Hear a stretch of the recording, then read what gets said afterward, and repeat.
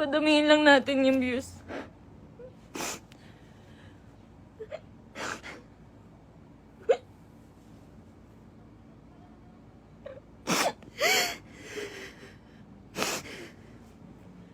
Magsasalita na po ako. Magsasalita na po ako. Padamihin lang po natin yung views.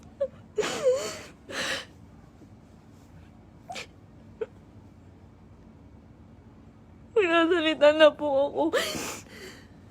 Pipilitin ko pong isa-isahin. Pipilitin ko kahit ganong katagal tong live na to. Iisa-istain ko po ang panggagago sa akin ni Merc. Ni Christian Merc Gray.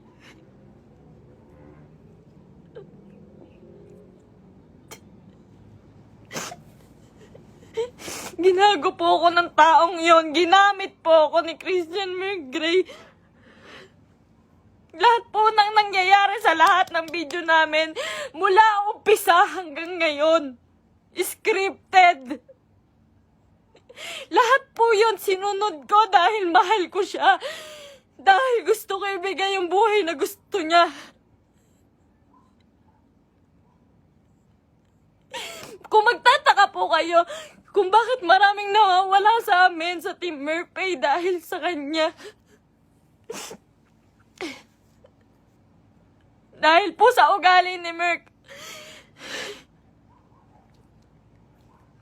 Napakademonyo po ng ugali ni Merc. Ginago niya po lahat.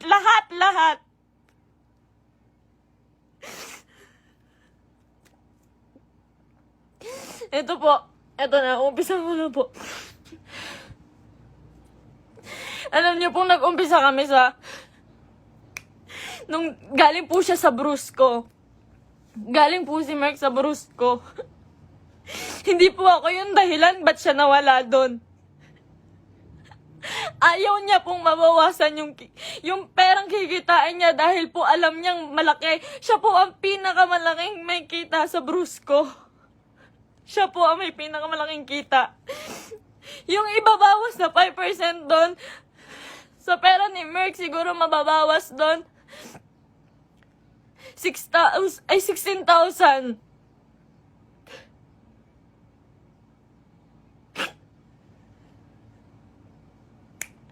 Lahat po ng kaibigan niya, ginamit niya. Hindi ko na po kasi kaya eh.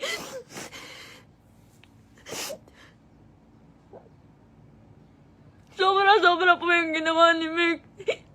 Sobra. Hindi ko na po kaya. Pasensya na po kayo.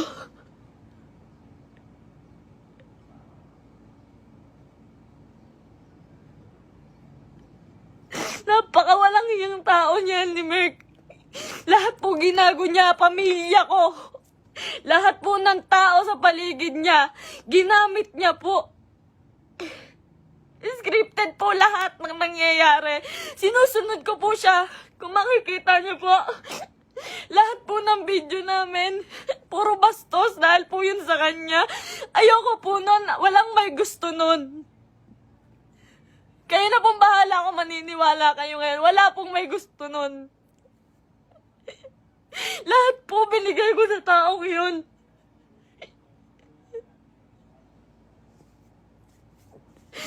Lahat po ng panggagamit sa katawan ko, lahat po ng pagpapakita ng kung ano sa katawan ko, siya po ang may gusto nun. Nagagalit po siya pag aayaw ako. Ang sasabihin niya, para sa atin to. Para sa atin to. Pero hindi ko naramdaman dahil po, napakalaki po ng kinikita ni Merc. Wala po siyang binibigay sa akin. Kung sasabihin niyo po na pera lang ang habol ko sa kanya. Kung makikita niyo po yung bahay namin, hindi niya po napagawa yun. Hindi niya po pinagawa yung bahay namin. Uunahin niya pa po yung iba. Sa laki ng kinikita ni Merc, sa milyon ang kinikita niya sa isang buwan. 5,000 lang po ang binibigay sa akin yan, pati kay mama. Sa magulang ko po, 5,000 lang po, isusumbat niya pa. Mumurahin niya yung magulang ko.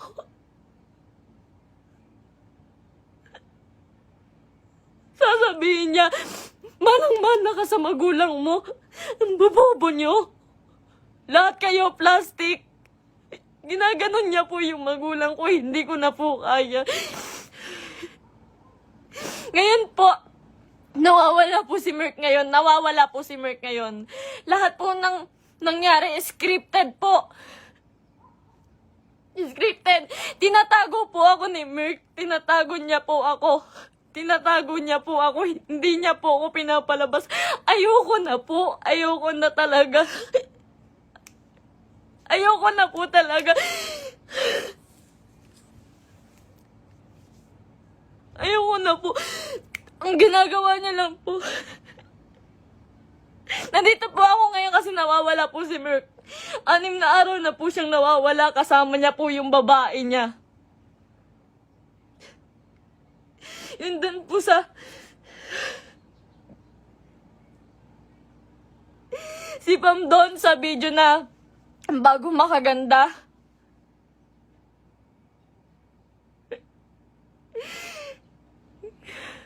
Huwag niya po sisihin yung kambal doon, si Chen Chen tsaka si Tantan. Yung Centeno twins po, hindi, huwag niyo po silang sisihin doon. Dahil utos po ni Merk lahat yun. Ako po, hindi ko na po kaya si Merk. Demonyo na po yung utak niya. Sobrang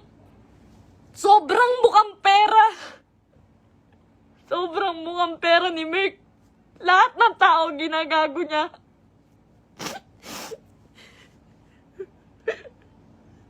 Sinisira niya po yung nanay ko po. Yung nanay ko na nasisira na din po sa inyo. Yung sasabihan po yung nanay ko na mamatay ka na, siya po may utos nun. Ginagawa niya pong robot yung pamilya ko dahil sa akin na lang po tumitingin yung pamilya ko. Ba't nila sinusunod si Merk? Kada pupunta po sila sa bahay, may pagkain na sila, maghihintay kami ng script niya.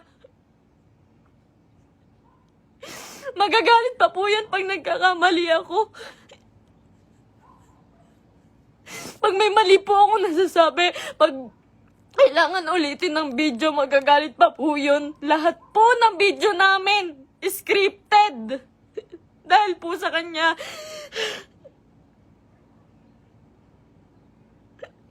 Sobrang abusado. May babae po si Merk ngayon. Yung babae nga, yung Pam po. Grabe, Merk. Pinatulan niya pa. May anak na po yun. May anak na. Sabi niya. Sabi ko nun, Mahal, baka naman papatulan mo yan. Baka naman totoohanin mo. Ang sabi niya nun, hindi. Kamukha yan ng ex ko.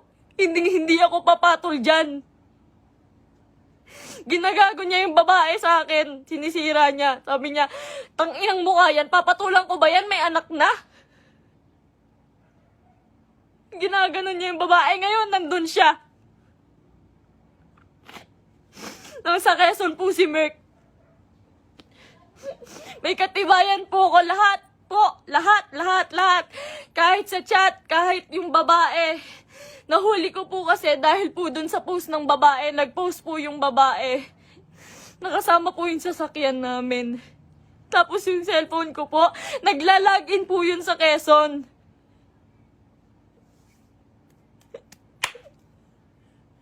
Lahat po ginawa ko kay Merk. Pasensya na po kayo.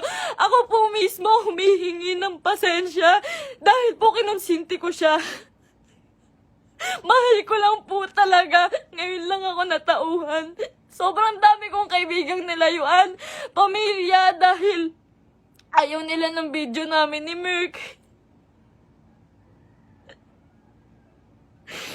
Sobrang dami ko pong nilayuan. Wala po akong kaibigan ngayon. Wala po akong kahit sino ngayon. Dahil kay Merk, dahil iniingatan ko po siya.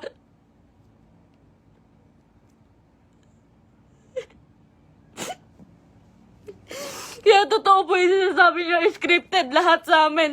Scripted lahat ng buhay na binigay sa akin ni Merk. Lahat po ng pera niya sa kanya lang po. Sa laki po ng pera niya, nagkakautang pa po siya. Sobrang sama, sobrang samang tao. Ultimo shampoo namin, sabon namin, ako pa bumibili. Grabe po pambabastos sa akin ni Merk. Hindi niya po ako nirespeto.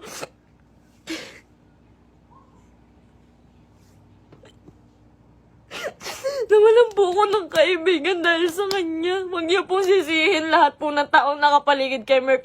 Dahil po lahat yun inuutusan niya. Sobrang bossy. Hindi niya naman po pinapalamon.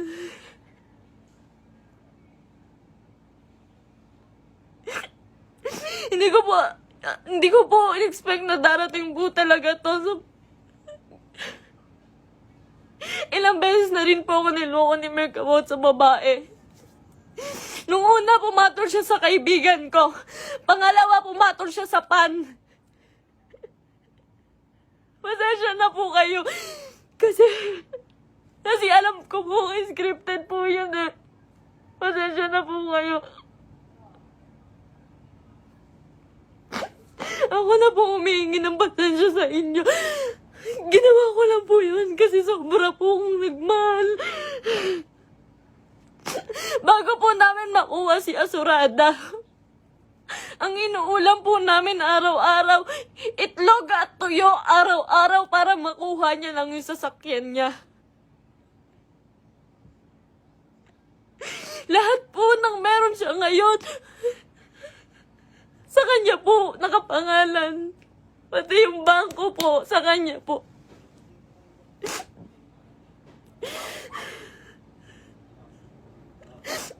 Paghihingi po ako sa kanya, hindi po yun magbibigay. Ultimo sarili kong damit, ako pa bumibili. Sa isang buwan po, 5,000 lang ang binibigay niya sa pamilya ko. Tapos susumbatan niya pa. Lahat daw binigay niya sa akin. Yung singseng, sabi niya, 170K daw po yun. Malaman-laman ko, 30,000. Yung tatay ko, binastos niya. Binastos niya yung tatay ko. Hindi po siya nagpaalam sa tatay ko na magpo-propose siya. Nung time na yun po, hindi po maganda yung nangyari. Yung proposal po. Hindi po ako naniniwala sa proposal na yun dahil po alam ko na hindi totoo, na para lang yun sa video. Lahat po kay Merk hindi totoo.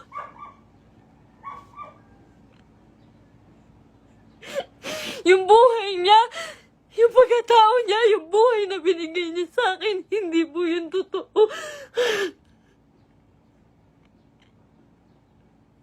Lahat po ng kaibigan niya na malalapit sa kanya, ginago niya po lahat yun.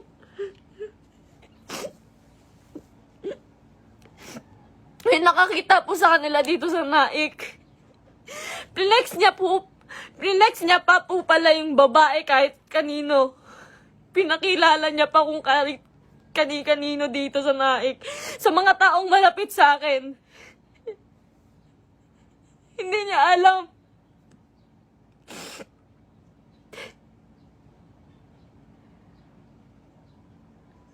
Grabe po yung ginawa sa akin. 3 years po akong nagtiyaga. Isang buwan po akong nakakulong. Isang buwan po akong nakakulong sa kwarto.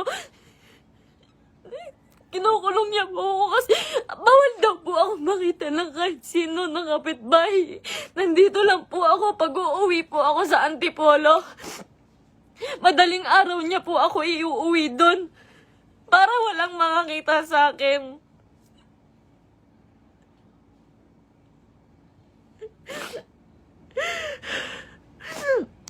Lahat po ngayon suko na kay Merk. Nung isang araw po nasa ospital ako kasi nagtake po ako ng anxiety. Sobrang depressed na po. Sobrang depressed na po. Hindi niya alam yun. Hindi niya alam na naghahanap ako sa kanya. Kahit saan naghanap po ako. Naghahanap ko siya eh. Kasi mahal ko po siya eh.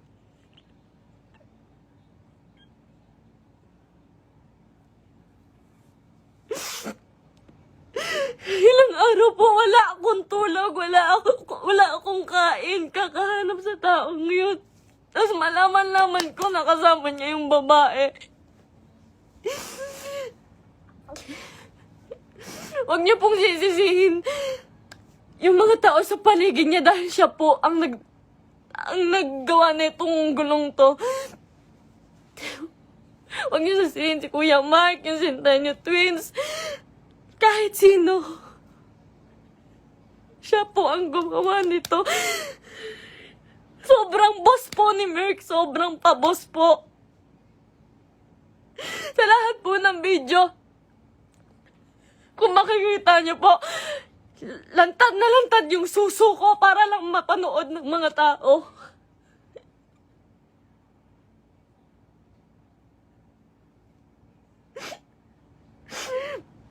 Para lang panoorin niyo, para lang magkapera siya. Lahat po ng taong nawala po sa amin, hindi ko po masisisi. Eterners TV, Brusco, Arnold, Tatay Onin.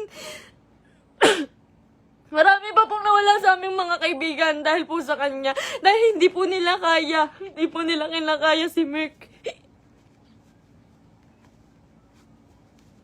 Nagmahal lang po ako. Pasensya na po.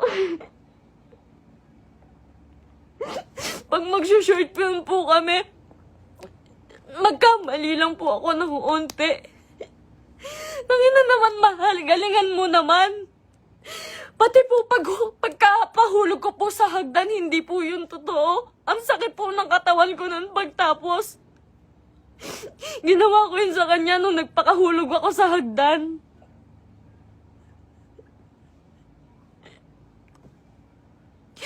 May mga pasapo ko lagi pag may nangyayaring hindi magandang prank. Lagi po ako nagkakasugat, nagkakapasa dahil po sa ginagawa namin. Hindi po ako nanghingi ng kahit piso kay Merk. Hindi po ako nanghingi ng kahit piso kay Merk. Hindi po. Lahat po ng account siya po may hawak. Kinukontrol niya po lahat. Hindi niya po mapagawa yung bahay ko. Sabi niya po sa CR namin, mahal, hindi ako magsi-CR dyan. Hindi po siya nag-CR sa CR namin sa bahay.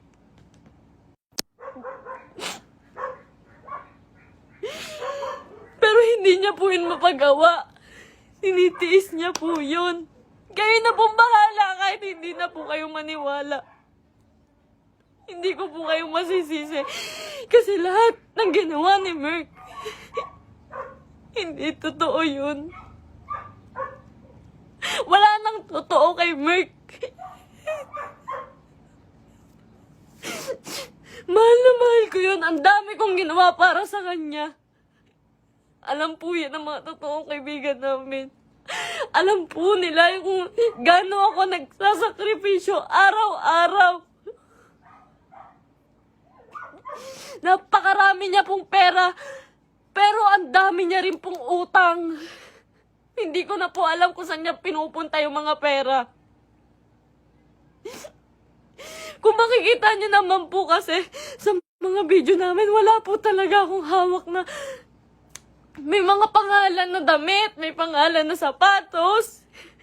Lahat po yun ako lang po. Uutang pa po ako sa ibang tao, magkapera lang. Lagi po akong umuutang sa ibang tao, magkapera lang.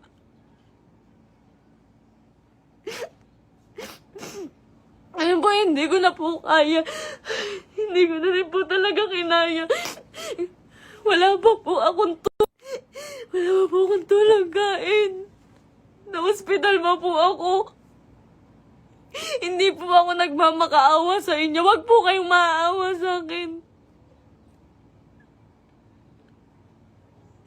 Gusto ko lang naman po sabihin sa inyo yung totoo. Kasi ayoko na pong may mga taong masaktan. Ayoko na pong... Hindi ko po kasi talaga kaya yung mga bash. Hindi ko po yun kaya. Nag-aaral po ako noon. Pinatigil niya po ako sa pag-aaral para lang po sa video. Yung pangarap niya po yung sinunod namin eh. Yung pangarap niya, tinabi ko na po yung pangarap ko. Grabe yung sakripisyo ng pamilya ko. Grabe. Sasabihin niya, yung nanay mo, plastic. Yung nanay mo, sa Cebu po. Sa Cebu, hindi siya nahiya. Hindi po siya nagbigay ng kahit ano, na kahit piso lang doon sa tiniran namin. Iniwan niya po ako doon para lang po sa babae. Sabi niya po may sponsor. Iniwan niya po ako sa Cebu. Magkasama po kami doon isang araw po. Ang usapan po, 1 linggo po kami doon. Kasi po pupunta na po kaming Canada. Mas malaki po kasi yung kita sa Canada. Kaya po kami pupunta ng Canada, pero hindi ko na po kaya.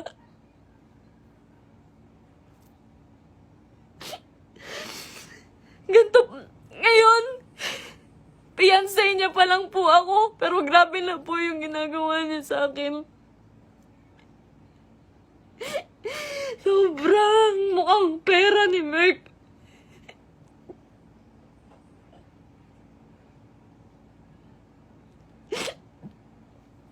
Magalit na po kayo sa akin, pero ginawa ko lang po yun kasi mahal ko po yung tao. Pasensya na po. Pasensya na po.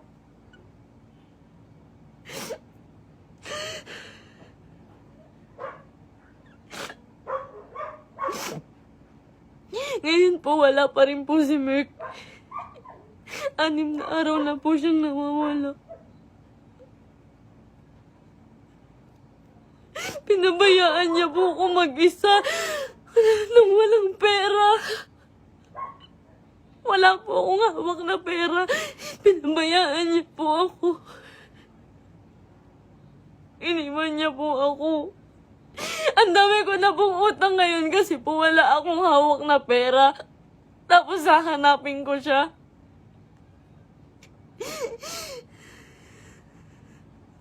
Masakit po kasi lalo eh.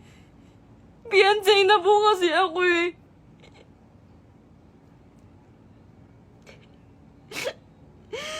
Sobrang pasensya na po sa inyong lahat. Sobrang pasensya na po. Mahal ko lang po yung tao. Pero ngayon po suko na po ako. Pagod na po ako. Pagod na ako.